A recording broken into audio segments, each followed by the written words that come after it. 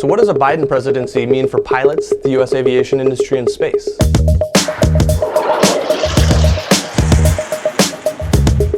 Hey, it's Steve. Welcome back to Cleared Direct. This was a fun one to research, but please know that everything I'm about to talk about is from a source that I'll do my best to mention as I go.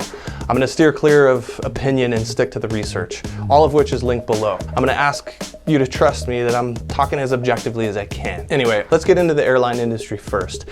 Now, you can't talk about the airline industry without starting with how it's been decimated by really the same reason that allows me to grow this beard, the COVID-19 pandemic. So clearly how the Biden administration combats the pandemic will directly affect the industry's recovery and frankly how closely I need to stand to my razor. Let's quickly look at the Biden and Harris 7-point COVID-19 plan. First is to adjust testing, then increase PPE, then provide national guidance and resources. The fourth point addresses the plan for distribution of treatments and vaccines. 5, protect higher risk Americans. 6, focuses on future pandemic defense. And 7, outlines a federal mask mandate. Clearly, time will tell how effective this plan is. Roger Dow, the president and CEO of the U.S. Travel Association, said, quote, "The travel industry accounts for more than a third of overall U.S. unemployment, and policies to promote relief, recovery, and stimulus for travel businesses are integral to the U.S. economic turnaround." He then applauded President-elect Biden's objective of helping the industries most impacted by the pandemic. The first round of stimulus for the industry ended at the end of September, and though there's been talk of a second round despite bipartisan support, it hasn't happened. Most people agree that it's because of the deeply divided election season. If none gets passed by Inauguration Day on January 20th, it seems likely Biden would push Congress to act. And according to Aviation International News, quote, "Many in Washington expect McConnell and Biden to work more collaboratively should Republicans maintain control." Now, I made sure and quoted that since I couldn't believe it when I read it. Control of Congress will determine how much of Biden's agenda gets accomplished in his first 2 years in office. And as of now, its fate is directly in the hands solely of the Georgians. If they elect the 2 Democrats running for Senate in the runoff, Biden would effectively have free rein to enact his agenda since the Democrats will own the executive and legislative branches by reason of the tiebreaker in the Senate going to the VP. Now, on the other hand, if the Republicans retain control of the Senate and the legislative branch remains split, which looks likely, Biden will likely back off an ambitious agenda to work in a bipartisan manner and rely on executive orders. For some more insight on how President-elect Biden might deal with air travel beyond the pandemic, let's look back at the Obama-Biden administration's report card. Then DOT Secretary Ray LaHood introduced a series of airline passenger protections, then aimed to eliminate lengthy tarmac delays and mandating airlines create customer service plans. He then strengthened rules on fee transparency, refunds, and involuntary bumping. The FAA also increased the ATP pilot qualification standards, including a requirement of 1,500 hours flight time for first officers. All this points towards a likely focus on traveler and consumer protection rather than policies making a more permissive airline business environment. This highlights the core differences between Democrats and Republican ideologies. Since we look back at the Obama policies, it's only fair to look at President Trump's policies. Trump escalated a trade war with China, which has limited Boeing's potential sales to what is about 20% of global jetliner demand, potentially sending that business to Airbus. Talk of withdrawing from NATO has added risk to foreign sales of US-made war material. The FAA Reauthorization Act of 2018 provided $5 million in grants for 2 aviation workforce development programs, but remain unimplemented. Trump has increased defense spending, especially in the aerospace sector, and clearly his policies are friendly to corporations with reductions in corporate taxes and environmental regulation.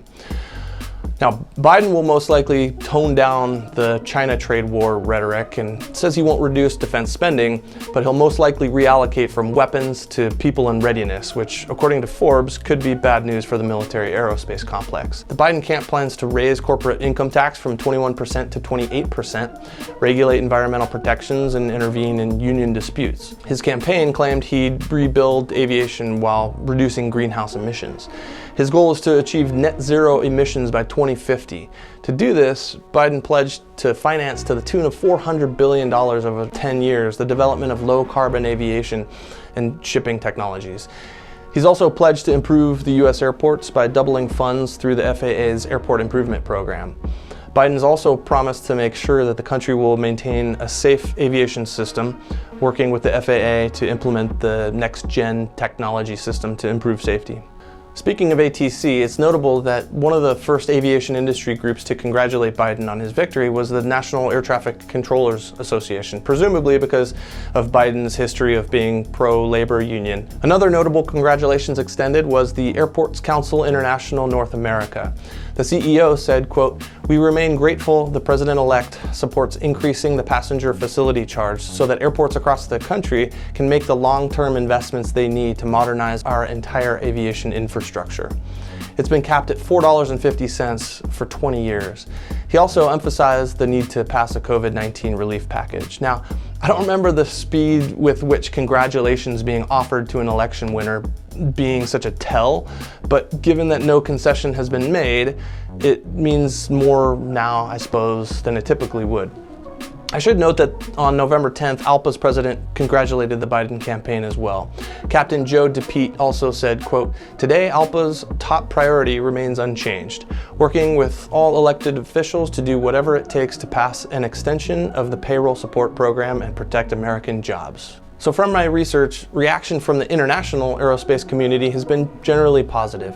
One British professor of hospitality and tourism at the University of Surrey said, quote, "This new government will promote trade and tourism into the United States, which will significantly boost air traffic across the North Atlantic. There will be more open skies policies initiated, which will further drive global airline traffic." Okay, let's crank down the gravity and talk space. During the Trump administration, NASA committed to return astronauts to the moon in 2024 under the Artemis program.